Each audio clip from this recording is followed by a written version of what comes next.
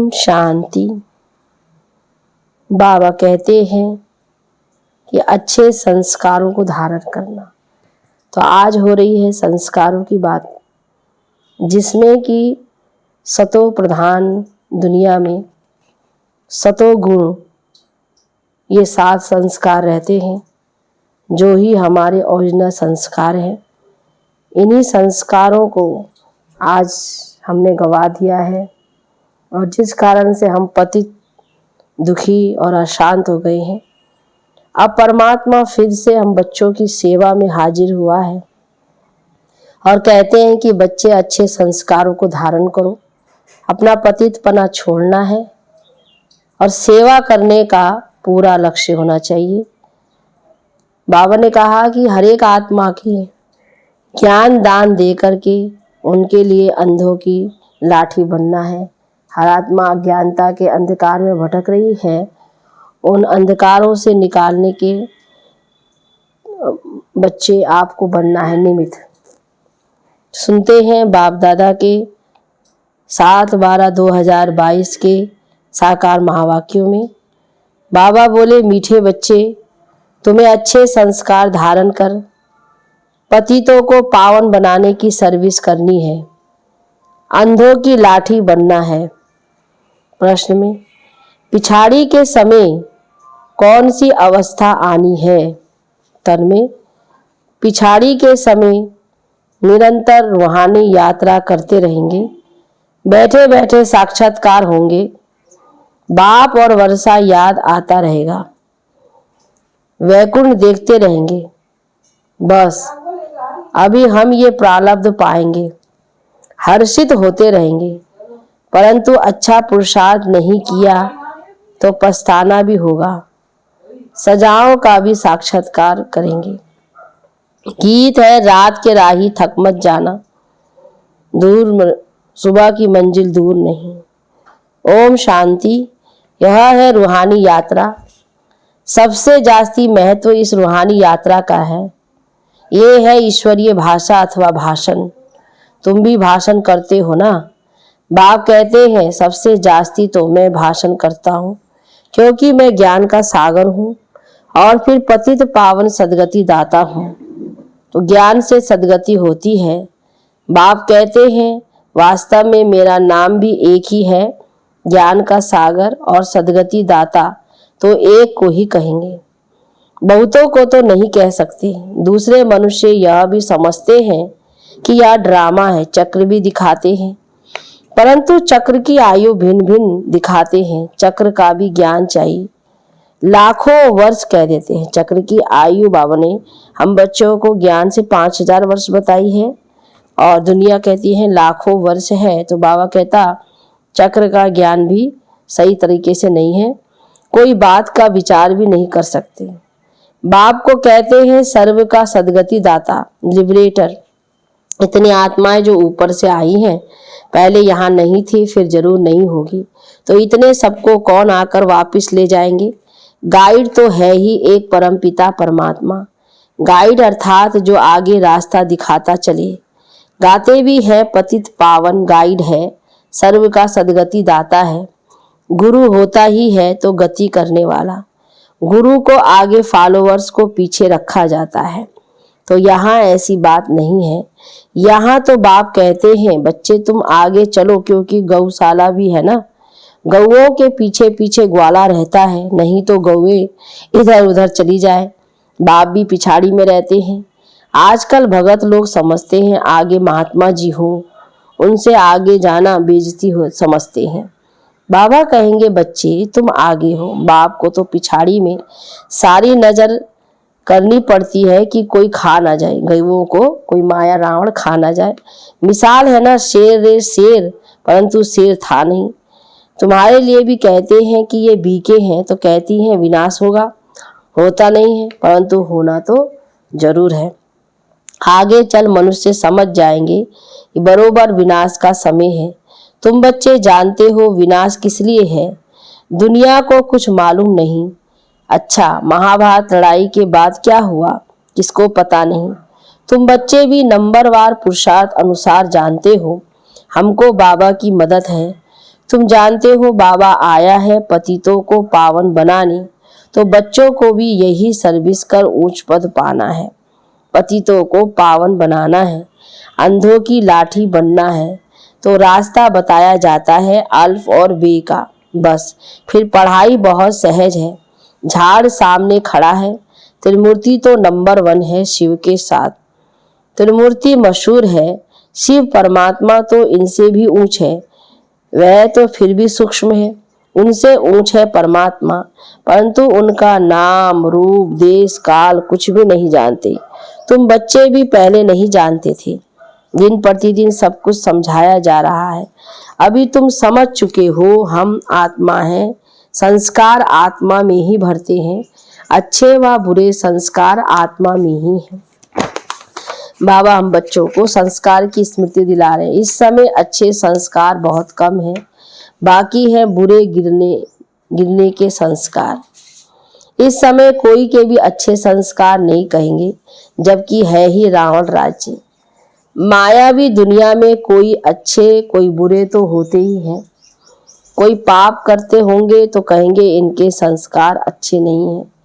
बुरे संस्कार वाले अच्छे संस्कार वाले देवताओं के आगे जाकर उनकी महिमा गाते हैं। तो भारत बिल्कुल अच्छे संस्कार वाला था, अब बुरे संस्कार वाला है। मनुष्य को यह भी पता नहीं है।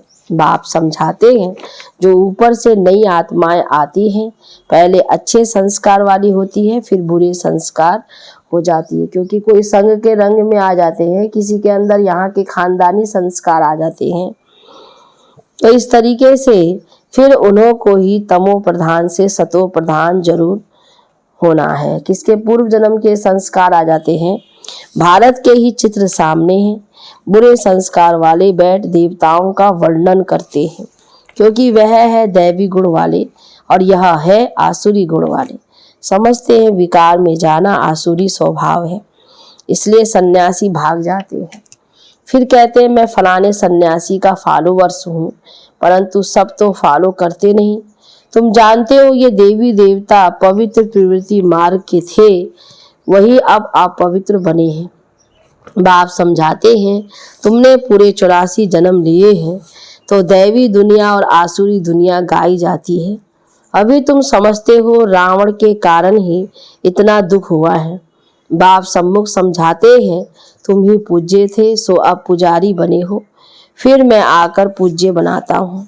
बाप तो सदा पूज्य है, ब्रह्मा को एवर पूज्य नहीं कहेंगे। एवर पूज्य एक बाप ही है जो कहते हैं मैं आकर तुमको 21 जन्मों के लिए पूज्य बनाता हूँ। बहुत ढेर के ढेर देवियां हैं, तुम बहुतों ने मिलकर भारत को पावन बनाया है।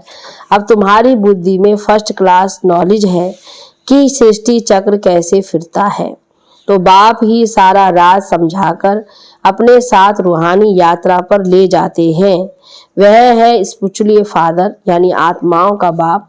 उनकी ही महिमा गाते हैं, हे पतित पावन आओ। बहुत मनुष्य समझते हैं कि आत्मा पतित होती है, कई फिर नहीं भी समझते हैं। बुरे व अच्छे संस्कार आत्मा में ही है, आत्मा ही दुख उठाती है। तो बाप समझाते हैं बच्चे सर्विस करो, पाप आत्माओं को पावन पुण्य आत्मा बनाओ। भारत का गायन है कि भारत जैसा पुण्य आत्मा कोई नहीं। शिव पर बलि भी भारत पर चढ़ते हैं, परंतु अर्थ नहीं समझते। समझते थे हम शिव पूरी मुक्ति धाम में चले जाएंगे, तो ऐसे नहीं कि सेकंड में उन्हों को मुक्ति मिलती है। हाँ, जो पाप किए हुए हैं उनसे मुक्ति मिलती है, बाकी वापिस स्वीट होम में तो कोई जा नहीं सकते। स्वीट होम है माता पिता का घर। मनुष्य तो कुछ भी जानते नहीं, अंधश्रद्धा से सिर्फ ईश्वर कह देते हैं। जब ईश्वर एक है फिर माता पिता क्यों कहते हो? वह है रास्ता तो जरूर माता भी होगी, नहीं तो रचना कैसे हो। तो माता पिता हम बालक तेरे गीत गाते हैं, तो बालक जिस्मानी ठहरे ना। शिव बाबा ब्रह्मा मुख द्वारा तुमको अपना बनाते हैं, उनमें प्रवेश कर अडॉप्ट करते हैं। अभी तुम बाप द्वारा सम्मुख सुन रहे हो, फिर 5000 वर्ष के बाद सुनेंगे। अभी जो तुम लिख रहे हो वह सब खत्म हो जाएगा, फिर ये बातें बताए कौन? समझो कोई नीचे से पुराने कागज आदि निकलते हैं, जिससे शास्त्र बैठ बनाते हैं, फिर भी भक्ति मार्ग वाले वही शास्त्र निकलेंगे। कोई नए नहीं बनाए हैं, ड्रामा प्लान अनुसार नीचे से वही निकले होंगे। गीता, भागवत, महाभारत, रामायण आदि फिर भी वही बनेंगे। तो स्वर्ग की सामग्री भी वही बननी है जो कल्प आगे थी। हम अभी समझते हैं स्वर्ग में जाकर ऐसे ऐसे महल बनाएंगे। तुम बच्चों को स्थायी खुशी रहनी चाहिए, हम जाकर प्रिंस बनेंगे। अगर निश्चय नहीं है तो स्कूल में जैसा बेसमझ बैठा हो, यहाँ भी अगर नॉलेज समझकर किसको समझाते नहीं तो बेसमझ हुए ना। राजाएं तो बनने हैं, फिर कोई सूर्यवंशी में बनेंगे, कोई चंद्रवंशी में। पढ़ाई में बहुत बहुत फर्क पड़ जाता है। बाप तो अच्छी रीति समझाते रहते हैं, बच्चों को अच्छी रीति पुरुषार्थ करना पड़े। बाप और क्या करेंगे, समझाएंगे रूहानी यात्रा पर रहो, और कुछ नहीं समझा सकते हो तो चित्रों पर समझाओ। यह भी देखते हो जिनको समझाते हैं वे तीखे हो जाते हैं और धर्म वाले भी आते हैं। बाबा ने साक्षात्कार तो कराए, पहले ही कराए हैं कि इब्राहिम, बौद्ध, क्राइस्ट भी आएंगे। यह सब समझने की बातें बिल्कुल ही सहज है। बाबा ने जब साक्षात्कार कराया तो सब धर्म का भी साक्षात्कार कराया, कैसे कैसे ये आत्माएं उतरती हैं और अपना धर्म का कार्य करती हैं। सृष्टि चक्र को समझना बहुत सहज है, मुश्किल बात है बाप की याद में रहना। पवित्र बन जाएं, डिफिकल्ट है रूहानी यात्रा जिसमें थक जाते हैं। अगर सारा दिन याद ठहर जाए फिर तो कर्मातीत अवस्था ही हो जाए। स्कूल में पास तो तब होंगे जब रिजल्ट निकलेगी। मुख्य है रूहानी यात्रा की बात। रूहानी यात्रा यह अक्षर बहुत अच्छा है। योग में ही मेहनत है। हठ योग सिखलाने वाले तो बहुत है, परंतु यह है रूहानी योग, तुम्हारे सिवाय कोई समझा नहीं सकते। इस राजयोग से ही मनुष्य पतित से पावन हो सकते हैं। यह योग बाबा और तुम बच्चे ही सिखला सकते हो। बाहर में जब सब सुनेंगे तो कहेंगे कि यह हमारा योग ठीक है और सभी झूठे योग हैं। बाहर में भी बच्चों को जाना तो है ना, इस योग को कोई जानते नहीं है। बाबा ने कहा फिर अन्य सब योग, शास्त्र योग, हठ योग, प्राणायाम, ब्रह्म योग करते हैं, लेकिन ये राजयोग सच्चा सच्चा जो बाबा ने हम बच्चों को सिखाया है ये कोई नहीं सिखाता, ना सुनते हैं। इसलिए उनसे बाबा ने कहा बाहर जा करके बच्चों को यह योग सिखाना है। उसका नाम ही है दुनिया का हठ योग और ये है राजयोग। भगवानो वाच, मैं तुमको राजयोग सिखलाता हूँ। वह हठ योग मनुष्य सिखाते हैं। अब भगवान कौन? श्री कृष्ण ने तो योग में इतना पद पाया। भगवान तो ऊंचे ते ऊंच निराकार है, तो बीज और झाड़ का ज्ञान बहुत सहज है, बाकी याद में नहीं रह सकते। झाड़ आदि का राज बहुत सहज है, किसको समझाना। बच्चे बहुत अच्छी रीति समझाते भी हैं, बाकी योग में मेहनत है। घड़ी घड़ी एक दो को सावधान देते रहो तो भी ओहो भाग्य। समझते हैं, सहज भी है तो मुश्किल भी है, बहुत फेल होते हैं।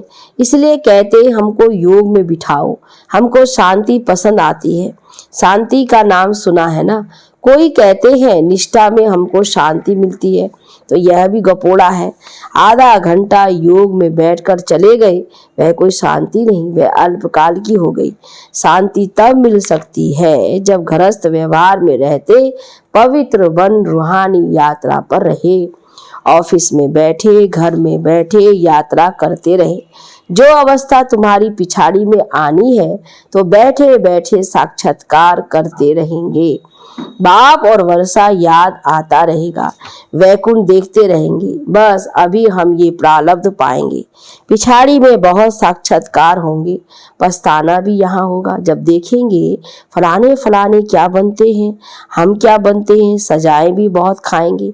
बाप कहेंगे हम तो तुमको समझाते रहे, तुमने समझा नहीं। सिवाय प्रूफ किसको सजा नहीं मिल सकती। बाबा कहते बिना प्रूफ के बाबा ऐसे सजा भी नहीं देंगे। साक्षात्कार कराकर फिर सजा देते हैं। तो बच्चों को अच्छी रीति समझाया जाता है, अभी पुरुषार्थ नहीं करेंगे तो कल्प कल्प ऐसा ही ढीला पुरुषार्थ होगा। अभी तुम समझ सकते हो हमसे फलाने ऊंच पद पाएंगे, सर्विस का बहुत शौक है, कोई आए तो रास्ता बताए, इतना वर्ष रहता है, डूबे हुए को पार कराना है। तैरने वाले जो होते हैं वे झट कूद पड़ते हैं, गाते हैं नैया मेरी पार लगा दो। बाप हमको सच्चा रास्ता बता रहे हैं, हमको फरमान मिला है कोई भी आए तो उनको अपना लक्ष्य बताना है। बाकी यह शास्त्र आदि सब भक्ति कल्ट के हैं। पतित पावन एक बाप ही है जो आकर ज्ञान सुनाते हैं। सच्चा बाबा हमको सच्चा सच्चा ज्ञान सुनाते हैं। श्री श्री 108 ये रुद्र अर्थात शिव निराकार की माला है। निराकार आकर पढ़ाते हैं, यह कोई शास्त्र का ज्ञान नहीं है। हमको तो बाप ज्ञान सुनाते हैं, महिमा ही बाप की है, ज्ञान का सागर वह है, ऐसा समझाना चाहिए जो वह कोई बात बीच में कर ना सके। इतना स्पष्ट उनको बाबा ने कहा ज्ञान हो जाए जो कोई की बात काट ना सके। हम बेहद के बाप से पढ़ते हैं, सर्व का सदगति दाता वह बाप है, इस पर जोर देना चाहिए। नहीं समझते तो छोड़ दो, बोलो तुम देवता धर्म के ही नहीं हो, यह रास्ता छोड़ दो, परंतु समझाने की हिम्मत चाहिए। सन्यासी भी कोई कोई आ जाते हैं, आगे चल वृद्धि को पाएंगे। कुंभ मेले पर कितने ढेर आते स्नान करते, दिन प्रतिदिन भक्ति भी तमो प्रधान होती जाती है। इसको फॉल ऑफ पंप कहा जाता है, अभी नीचे गिर रहे हैं। यह भी एक खेल है जिसमें दिखाते हैं दुनिया विनाश कैसे होती है। अभी इनकी पंप है, जोर अभी भर रहा है माया का। तुम बच्चों को सदैव नशा रहना चाहिए कि बाबा हमको पढ़ाते हैं, बाबा हमको सुखधाम का रास्ता बताते हैं। अगर हम औरों को रास्ता ना बताए तो बच्चे कैसे कहलाए। उल्टी चलन से इज्जत गवा देते हैं। बहुत बच्चे समझते हैं हम पाप करते हैं, बाप को मालूम थोड़ा ही पड़ता है। अरे भक्ति मार्ग में भी मुझे सब मालूम पड़ता है, तब तो तुमको फल मिलता है। बाप को तो तरस पड़ता है। बच्चे अभी तक छिपा कर भूले करते रहते हैं, समझते नहीं। अच्छा मीठे मीठे सिकिला दे बच्चों प्रति माता पिता बाप दादा का याद प्यार और गुड मॉर्निंग। रूहानी बाप की रूहानी बच्चों को नमस्ते, रूहानी बच्चों की रूहानी बाप दादा को गुड मॉर्निंग। नमस्ते बाबा नमस्ते। धारणा के लिए मुख्य सार। पहली पॉइंट में रूहानी यात्रा पर रहने के लिए एक दो को सावधान करते रहना है। कर्मातीत अवस्था में जाने के लिए सारा दिन याद में रहने की मेहनत करनी है। दूसरी पॉइंट में कोई भी उल्टी चलन नहीं चलनी है, सबको सुख धाम का रास्ता बताना है, सर्विस का शौक रखना है। वरदान में संकल्प से भी मेरेपन की मैल को समाप्त कर बोझ से हल्का रहने वाले फरिश्ता भव विस्तार। मेरेपन का विस्तार ही बोझ है। कोई भी मेरापन, मेरा स्वभाव, मेरा संस्कार, मेरी नेचर कुछ भी मेरा है तो बोझ है, और बोझ वाला उड़ नहीं सकता, फरिश्ता बन नहीं सकता। संकल्प में भी मेरेपन का भान आया तो समझो मैले हो गए। किसी भी चीज पर मैल चढ़ जाए तो मैल का बोझ हो जाएगा। तो सब बोझ बाप हवाले कर मेरेपन की मैल को समाप्त करो तो फरिश्ता बन जाएंगे।